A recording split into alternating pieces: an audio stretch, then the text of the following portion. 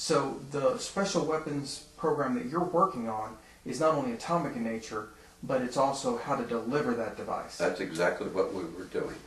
And our responsibility was in the handling, care, and use of atomic weapons. That's what the mission of the office was.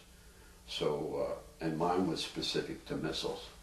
So this is what we did as military. And so we had a responsibility that was really trying to figure out what was the destructive power and how to use that power in tactical as well as strategic missions. And you have to remember, at this time, this is at the same time when we had the enormous fight going on between the Air Force and the Army of who was going to control atomic missiles. And the Navy wanted their part also, because they were developing the nuclear sub at that time, and they wanted to have weapons on board there. So this is why Eisenhower decided we're going to have to figure out what we're doing here. And that's why we had such, I think, high profile within the military. Mm-hmm.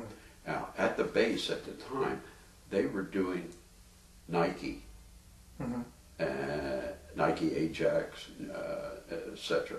And the only real relationship I had with the base in that was that we would have to monitor what they were doing, because they were talking about for anti-aircraft missiles putting a nuclear warhead to try and explode it within a formation of bombers.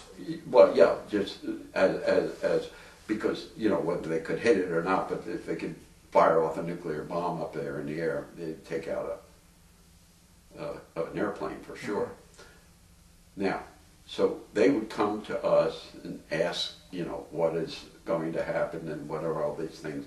And they're training troops at this time to man the Nike battalions. And that was done, and the big argument was, would it be Fort Sill or would it be Fort Bliss? But they were really training them in Fort Bliss, it turns out.